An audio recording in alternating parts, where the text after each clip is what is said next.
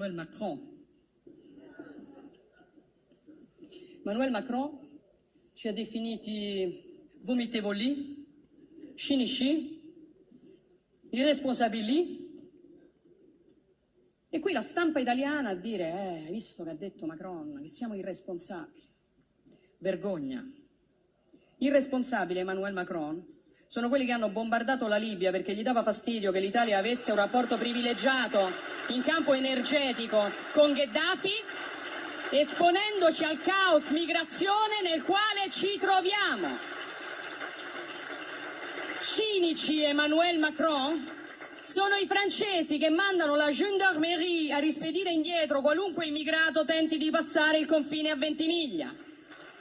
Ma soprattutto perché le cose vanno raccontate come si deve, vomitevole è chi... Buono, che lo vuoi tu?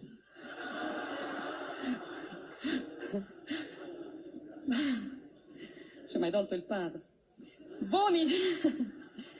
Vomitevole è chi, come la Francia, continua a sfruttare l'Africa stampando moneta per 14 nazioni africane sulle quali applica il signoraggio, facendo lavorare bambini nelle miniere, estraendo materie prime come accade in Niger, dove la Francia estrae il 30% dell'uranio che gli serve a far camminare le centrali nucleari e il 90% dei nigerini vive senza elettricità. Non ci venire a fare lezioni, Macron, perché l'Africa scappa da voi e la soluzione non è spostare gli africani in Europa, è liberare l'Africa da certi europei. Non accettiamo lezioni, chiaro?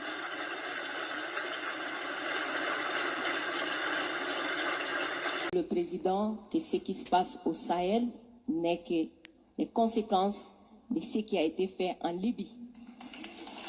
Cette intervention en Libye où vous avez oublié, quand je parle de vous, je ne parle pas de votre personne, je parle de votre position. Vous avez oublié l'existence de l'Union africaine. Monsieur le Président, vous l'aimez le dire. Nous sommes au Mali pour aider le Mali. Si nous n'étions pas venus au Sahel, il n'allait pas avoir de gouvernement actuellement au Mali. J'ai envie de vous dire que si ce n'était pas les Africains, il n'allait pas avoir de France aujourd'hui. Nous sommes liés, nous sommes liés, nous sommes liés.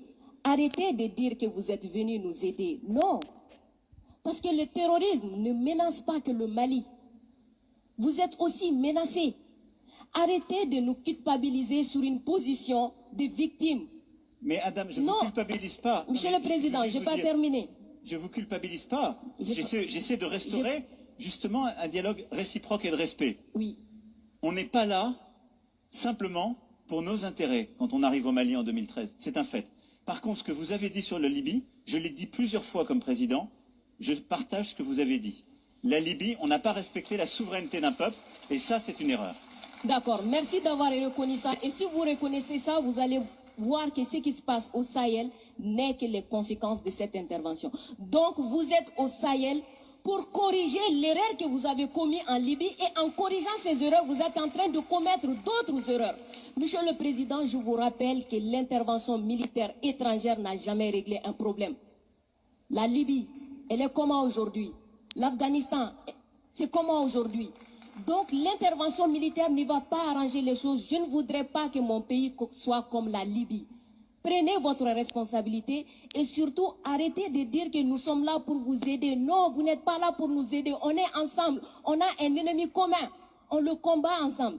Et pour finir, ces sorties ces derniers jours entre vous et les autorités maliennes, c'est juste une honte. Parce que c'est une honte. Vous avez le même ennemi et l'ennemi, il est grandi. L'ennemi, il prend de l'ampleur dans ça. Faites-moi plaisir. Dites-leur. Du coup, arrêtez ça, arrêtez ces discours paternalistes, dire que nous allons vous aider, non, nous n'avons pas besoin d'aide, nous avons besoin de coopération, nous avons besoin de partenariat, et nous sommes liés par l'histoire, mais nous sommes liés par les dangers, nous sommes liés par les défis. Mais je suis 100% d'accord avec ce que vous venez de dire. Mais après, vous ne pouvez pas me dire, vous ne pouvez pas couvrir les propos inacceptables. There's no doubt about it, we're living in times of catastrophic crisis where the lives of innocent civilians are sacrificed in the wars of their masters. Yes, in Ukraine, but not only. Since the last plenary, tens of thousands of Afghani citizens have been forced to flee in search of food and safety. 5 million children face famine, an agonising and painful death, a 500% increase in child marriages and children being sold just so they can survive, and not a mention of it, not here, not anywhere. No wall-to-wall TV coverage, no emergency humanitarian response, no special plenaries, not even a mention in this plenary, no Afghani delegations and no statements. My God, they must be wondering what makes their humanitarian crisis so unimportant. Is it the colour of their skin? Is it that they're not white, they're not European, that their problems come from a US gun or a US invasion? Is it that the decision to rob their country's wealth was taken by a despotic US president rather than a Russian one? Because, my God, all wars are evil and all victims deserve support, and until we get on that page we have no credibility whatsoever.